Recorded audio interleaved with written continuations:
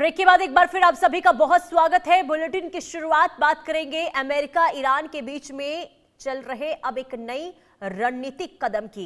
देखिए, खाड़ी के नीले पानी में जारी आर्थिक और सैन्य महायुद्ध के बीच ईरान ने अमेरिकी राष्ट्रपति डोनाल्ड ट्रंप को अब तक का सबसे बड़ा और करारा झटका दे दिया है। दरअसल दुनिया की सबसे महत्वपूर्ण और संवेदनशील तेल मार्ग यानी स्ट्रेट ऑफ हॉर्मुज पर ट्रंप द्वारा न्यू यूएस टेरिटरी और अमेरिकी नौसैनिक नियंत्रण का दावा थोपने की तमाम कोशिशों के बावजूद वॉशिंगटन की एक ना चली और ईरानी संसद ने हॉर्मुज जलजमरू मध्य से गुजरने वाले तमाम विदेशी नागरिक जहाजों और तेल टैंकरों से भारी भरकम टोल टैक्स यानी कि पारगमन शुल्क वसूलने के प्रस्ताव पर अंतिम कानूनी मुहर लगा दी है। लेकिन इस पूरी कहानी में सबसे चौंकाने वाला मोड़ यह है कि ईरान ने इस टैक्स भुगतान के लिए अमेरिकी डॉलर को सीधे तौर पर खारिज कर दिया है। यानी तेहरान ने सख्त फरमान सुनाया है कि इस शुल्क का भुगतान केवल ईरानी रियाल या फिर उसकी पसंदीदा दूसरी मुद्रा में ही स्वीकार किया जाएगा। अमेरिकी वित्त मंत्रालय की ओर से ईरान को अलग थलग करने और उसकी अर्थव्यवस्था की रीढ़ तोड़ने और उस पर अब तक की सबसे कठोर पाबंदियां थोपने के दावों की हवा निकलते हुए तेहरान ने इस संकीर्ण जलमार्ग पर अपनी संप्रभुता का परचम लहरा दिया है और अपना खुद का समुद्री टोल प्लाजा तंत्र मजबूती से लागू कर दिया है। इधर वॉशिंगटन की नौसैनिक धौंस, आर्थिक पाबंदियां और सीधी चेतावनियों को दरकिनार करते हुए ईरान का यह फैसला केवल एक नया टैक्स वसूलना भर नहीं है, बल्कि ये अंतर्राष्ट्रीय बाजार में अमेरिकी डॉलर के वर्षों पुराने एकाधिकार साख पर करारी चोट भी मानी जा रही है। अब ईरान के इस साहसिक कदम ने खाड़ी के पूरे समुद्री व्यापार मार्ग पर अनिश्चितता का माहौल पैदा कर दिया है और दूसरी तरफ अमेरिकी राष्ट्रपति डोनाल्ड ट्रंप की तमाम धमकियां और नौसैनिक नाकेबंदी की रणनीतियां तेहरान के इस कड़े रुख के आगे पूरी तरह बेअसर और नाकाम साबित हो रही है। हालांकि वैश्विक तेल आपूर्ति का 20% हिस्सा इसी रास्ते से होकर गुजरता है। अब ऐसे में रियाल में टोल वसूली का ये फरमान आने वाले दिनों में ईंधन की कीमतों और समुद्री सुरक्षा के लिए भारी खतरा बनने वाला है। हमारे साथ विदेश मामलों की जानकार रवि अरोड़ा जी जुड़ चुके हैं। बहुत स्वागत है आपका इंडिया न्यूज पर। रवि जी, ये जो नई चाल चली गई है ईरान की ओर से, क्या वाकई में इससे मनोबल टूटेगा क्या डोनाल्ड ट्रंप का? जी पुनीता जी, मुझे लगता है जिस प्रकार से अमेरिका बार बार चैलेंज कर रहा था, जिस प्रकार से बड़े बड़े दावे कर रहा था और लगातार देखिए ईरान और अमेरिका के युद्ध के बाद से ही डोनाल्ड ट्रंप लगातार बड़े बड़े दावे करते रहे। हमेशा हमने देखा कि उन सभी दावों से कहीं ना कहीं उन दावों का कोई सिर आधार नहीं था।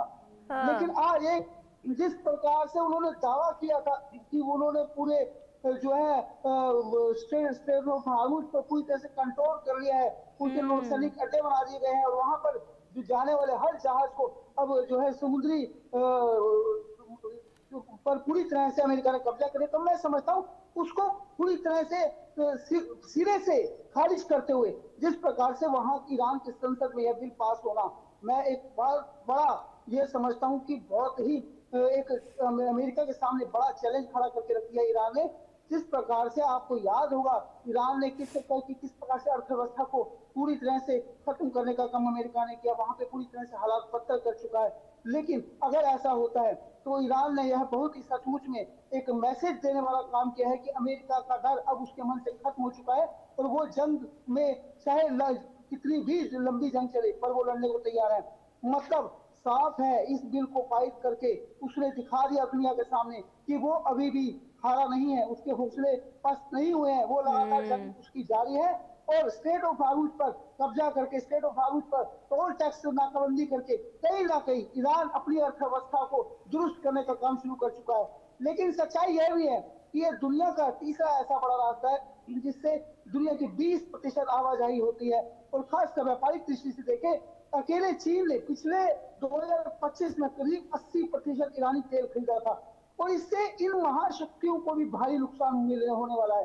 और लेकिन अब जिस प्रकार से अगर अमेरिका जिस प्रकार से अब बिल पास किया गया है और लगातार अमेरिका दावे कर रहा है, ऐसे में आने वाले समय में लग रहा था कि चीन और अमेरिका आमने सामने आ जाएंगे, पर हमें चीन सामने नहीं आ रहा, क्योंकि कोई जब दो मुल्कों में युद्ध होता है तो कहीं ना कहीं पीछे कई मुल्क सहारा देते हैं। तो ऐसे में ईरान के पीछे भी, चाहे कोई चीन की बात करें चाहे रूस की बात करें, स्पष्ट रूप से साथ नहीं आ रहे हैं, लेकिन पीछे से पूरा समर्थन इन देशों का ईरान को मिला हुआ है।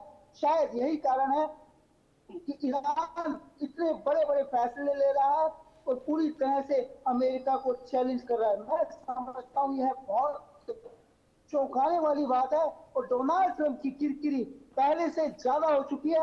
यह करके कहीं ना कहीं डोनाल्ड ट्रंप अब बैकफुट पर दिखाई देंगे, लेकिन सच्चाई यह भी है कि डोनाल्ड ट्रंप जितना बोलते हैं उतनी ही जल्दी उन शब्दों को वापस भी ले लेते हैं। लेकिन सच्चाई यह भी है कि जिस प्रकार के वो दावे करते हैं अब दुनिया का उन पर भरोसा नहीं रहा, क्योंकि जिस लेकिन रवि जी जरा एक चीज यहाँ पर समझाइए, क्योंकि अमेरिका पर आर्थिक चोट पहुंचाने अमेरिका ने आर्थिक चोट ईरान को पहुंचाने के लिए इकोनॉमिक डी डे जिसका ऐलान किया था, और इसके आगे भी अगर ईरान नहीं झुका है तो इससे क्या समझा जाए कि हर चाल में फंसते हुए खुद डोनाल्ड ट्रंप नजर आ रहे हैं।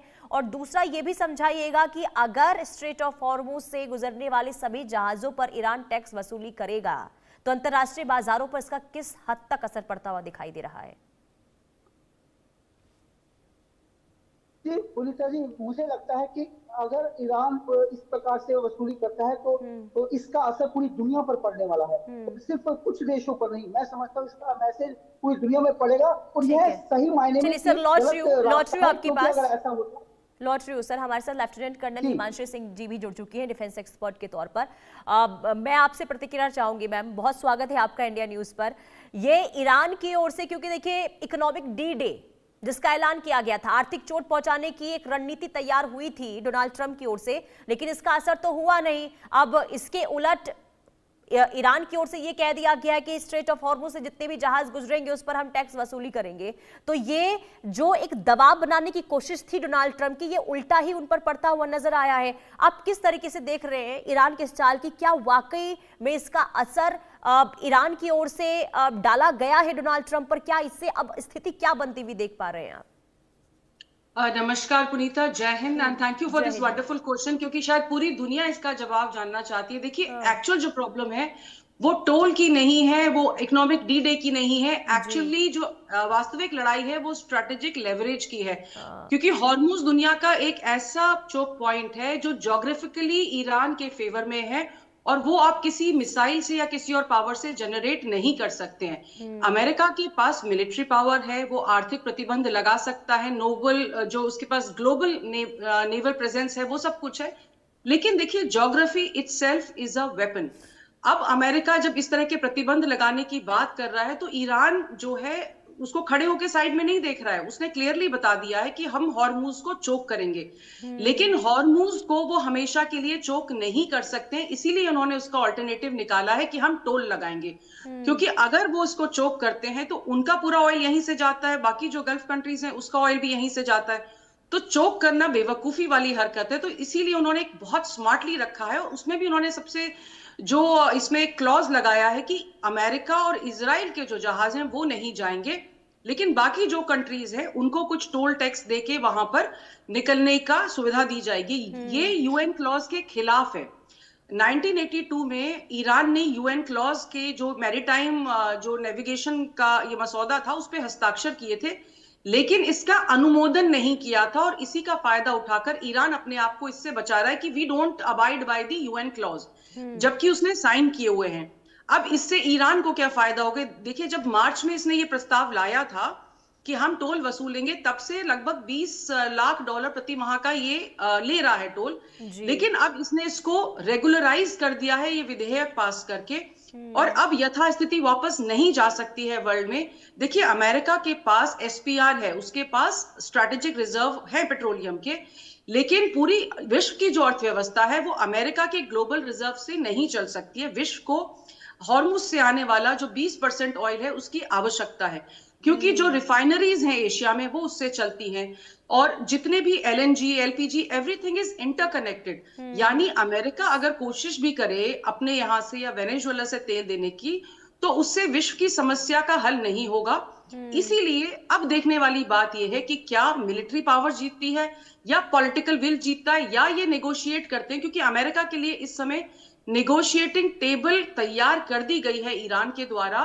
अमेरिका को आना पड़ेगा डिस्कशन के लिए, क्योंकि ये जो मुद्दा है ये सिर्फ अमेरिका और ईरान का मुद्दा नहीं है, ये ग्लोबल सप्लाई चेन्स में डिसरप्शन का मुद्दा है। तो आई थिंक अभी हमको इस चीज को देखने की आवश्यकता है कि क्या अमेरिका की यूनिपोलर दुनिया थी वो कमजोर हो गई है, क्योंकि जब कोल्ड वॉर था उसके बाद तो अमेरिका उभरा था, लेकिन अब चाइना जो है वो भी उसको चुनौती दे रहा है स्ट्रैटेजिकली। अब अगर ये डोनाल्ड ट्रंप प्रतिबंध भी लगाते हैं इकोनॉमिक डी डे के, तो क्या चाइना इसको मानेगा? चाइना अगर अमेरिका पर वापस प्रतिबंध लगाता है या उसको वो सप्लाईज देने से मना कर देता है जो चाइना में बनती है, देखिए पूरा विश्व चाइना के सामान पर निर्भर करता है। अमेरिका सप्लाईज तो बहुत अच्छी देता है, लेकिन उसके अंदर सामान नहीं बनता है। और ये जब इन्होंने एक फ्रैंकेनस्टीन जो क्रिएट किया है चाइना नाम का, वो अपनी पावर को समझता है। दूसरा, रशिया चट्टान की तरह ईरान के पीछे खड़ा है, कैस्पियन सागर से उसके साथ व्यापार चल रहा है। तुर्की भी ईरान के साथ खड़ा है, क्योंकि जो रोडवेज है उससे उसका व्यापार चल रहा है। तो ईरान जो है नेगोशिएट करेगा, लेकिन अपनी शर्तों पे करेगा, और ये तभी राहत आएगी जब अमेरिका इन चीजों को मार लेता है। मिलिट्रीली बहुत दबाने की कोशिश नहीं करता है, क्योंकि मिलिट्रीली जीत पाना, हॉर्मुज को खुलवाना अमेरिका के बूते की बाहर की चीज है। So both have to come to a point जहां पर शायद पूरे विश्व को हॉर्मुज को बदलते हुए देखना होगा। जी पुनीत। और मैं ये आगे आपसे समझूंगी, एक जरा रिएक्शन लेती हूँ रवि सर से। ये बताइएगा मैम कि आगे क्या वाकई में ऐसी संभावना बन रही है कि कूटनीतिक तौर पर दोनों आमने सामने बैठेंगे? लेकिन उससे पहले रवि सर जरा आप ये समझाइए, क्योंकि अगर स्ट्रेट ऑफ हॉर्मुज बंद होना यानी कि पूरी दुनिया, जैसा कि हिमांशु मैम बता रही थी कि पूरी दुनिया इसकी चपेट में आएगी, लेकिन मैं सिर्फ भारत के लिहाज से आपसे समझना चाहूंगी, स्ट्रेट ऑफ हॉर्मुज में जहाजों से टैक्स वसूली हो रही है, तो भारत पर आप किस तरीके से असर देख रहे हैं इसका? जी पुनीता, यह स्पष्ट है कि इसका असर अगर दुनिया पर पड़ेगा तो भारत पर भी पड़ना तय है। यह अच्छा है कि भारत के ईरान से अच्छे रिश्ते रहे हैं, और खासकर IRGC ने एक बात स्पष्ट कर दिया है कि हम US डॉलर में टैक्स नहीं वसूलेंगे। यह अपने आप में बहुत बड़ा ना सिर्फ अमेरिका के लिए चैलेंज है, बल्कि कई देशों के लिए यह अच्छी खबर भी है, क्योंकि आने वाले टाइम में जिस प्रकार से आपको बता दूं, इसके पीछे यह तय है कि कहीं ना कहीं ईरान और रूस का बहुत बड़ा रोल है। तभी ईरान ने जो शर्तें रखी हैं, जो बातें उन्होंने कही हैं, उसके पीछे यह सब दिख रहा है। लेकिन भारत से क्योंकि दोस्ताना रिश्ते हैं, और लगातार उन्होंने कई बार ईरान सरकार दावे भी कर चुकी है कि भारतीय जहाजों को घबराने की जरूरत नहीं है, जबकि हमें एक बार को अमेरिका से खतरा हो सकता है। लेकिन सच्चाई यह है, ईरान से हमारे रिश्ते अच्छे होने की वजह से हमें वहां से छूट मिल सकती है। लेकिन अभी कुछ कहना जल्दबाजी होगा, क्योंकि अभी तक कोई ऐसा बयान ईरान सरकार की तरफ से अभी लेटेस्ट में नहीं आया है। लेकिन इंतजार रहेगा, क्योंकि वेट एंड वॉच की स्थिति में भारत सरकार भी लगातार संबंध हमेशा से बनाकर रखने में विश्वास रखती है, और खासकर सबका साथ सबका विकास की भारत सरकार बात करती रही है, हमेशा बातचीत में विश्वास रखती रही है। तो ऐसे में मुझे नहीं लगता भारत के लिए ज्यादा घबराने की जरूरत है। और लेकिन सच्चाई यह है कि जब दुनिया पर किसी चीज का असर होता है तो उसका असर भारत पर भी पड़ना तय है, क्योंकि हो सकता है हमें छूट मिल भी जाए, हो सकता है छूट मिले, लेकिन यह तय है कि अगर छूट मिलती भी है तो कहीं ना कहीं अमेरिका जिस प्रकार से लगातार टैरिफ की बात करता है, किसी न किसी प्रकार से दबाव बनाने की कोशिश करता है कि ईरान के जरिए या किसी ऐसे मुल्क के जरिए कि ईरान को मदद न मिले, ईरान की हेल्प ना हो पाए। तो इसको लेकर जिस प्रकार से गंभीरता से देशों पर जो है टैरिफ लगाकर या किसी दूसरे तरीकों से सैंक्शन लगाने की बात करें, तो मैं समझता हूँ यह सब बातें शायद भविष्य में हो। लेकिन सच्चाई है कि भारत सरकार लगातार जवाब दे रही है, और आज डोनाल्ड ट्रंप को हर छोटा देश भी जवाब दे रहा है। वेनेजुएला को छोड़ दें तो लगभग हर देश आज जो है अमेरिका से टक्कर लेने को तैयार खड़ा है। डोनाल्ड ट्रंप एक आज हंसी का पात्र बनकर रह गए, पूरी दुनिया उन पर हंस रही है। बिल्कुल, अलग अलग स्टेटमेंट जो दे रहे हैं, यही तो बहुत ज्यादा विचित्र कर देने वाली है कि आखिर सोच क्या रहे हैं, बोल क्या रहे हैं, समझ नहीं आ रहा है। लेकिन हिमांशु मैम, जरा एक छोटा सा मैं आपसे इस पर जवाब चाहूंगी। जैसे आपने कहा कि देखिए अब समाधान एक ही है कि आमने सामने बैठे बातचीत करें, लेकिन क्या ऐसी संभावना है? क्योंकि आसिम मुनीर जो पहुंचे हैं तेहरान, वहां से तेहरान की ओर से कह दिया गया कि जब तक रवैया डोनाल्ड ट्रंप का नहीं बदलेगा कोई भी संभावना नहीं है बातचीत करने को लेकर? पुनीता देखिए, बातचीत ये करेंगे क्योंकि जब ईरान इसको इंस्टीट्यूशनलाइज करके रेवेन्यू जनरेटिंग एक मशीनरी तैयार कर रहा है हॉर्मुज की, तो उससे पूरा विश्व प्रभावित हो रहा है। देखिए कल 24 अगस्त को उसने 45 टैंकर्स पे पाबंदी लगाई है और उसने कहा है कि ये जो हमारा बताया हुआ एक रूल था उसका वायलेशन कर रहे हैं, यानी कि ईरान ने अपने आप को वहां पर एग्जीक्यूट करना शुरू कर दिया है। और जब विश्व में इस तरह का दबाव बनता है तो ईरान जिन चीजों को लेके उन्होंने आसिफ मुनीर से बातचीत की थी, डोनाल्ड ट्रंप का फोन आया था आसिफ मुनीर को और वो वहां गए थे, यानी अमेरिका की तरफ से कोशिश की जा रही है। और ईरान, जैसा मैंने पहले अपने वक्तव्य में कहा, कि परमानेंटली हॉर्मुज को ब्लॉक नहीं कर सकता है क्योंकि उसकी भी ऑयल सप्लाई जो है बाधित हो रही है। कब तक आप अंतरराष्ट्रीय कानून का उल्लंघन करेंगे, कब तक आप एटीएस को बंद करके जहाजों को निकालेंगे, क्योंकि अमेरिका तो है ना वहां पे आगे, तो वो ब्लॉकेट लगा के खड़ा हुआ है। सो अल्टीमेटली इस लड़ाई में जीत कोई नहीं रहा है और ना ही कोई हार रहा है। ईरान के पास में एसिमेट्रिकल वॉरफेयर की पावर है और उसकी ज्योग्राफी मजबूत है, लेकिन अमेरिका भी एक स्टैब्लिश मिलिट्री पावर है, उसके पास अलाइज है, जिस तरीके से ब्रिटेन और फ्रांस उसका साथ दे रहे हैं, खुल के साथ दे रहे हैं, और मिडिल ईस्ट में जिस तरह के अलायंसेज आ रहे हैं, तो ईरान की स्थिति भी बहुत ज्यादा मजबूत नहीं है। देखिए उसका एक जो ईरान का जो 20 रियाल है वो 1 अमेरिकी डॉलर के बराबर है। आप भले ही बहुत ज्यादा व्यापार ना करते हो, लेकिन फिर भी आपको ईरानी जो संपत्ति है वो जो बाहर पड़ी हुई है और जो लोग बाहर है उनको डॉलर की आवश्यकता पड़ेगी। So ultimately they will come down. अब ये सिर्फ लेवरेज को बनाने की कोशिश कर रहे हैं कि कब तक जितना हो सके दोनों एक दूसरे पर प्रेशर बनाने की कोशिश कर रहे हैं। अब देखना यही होगा कि इस स्ट्रैटेजी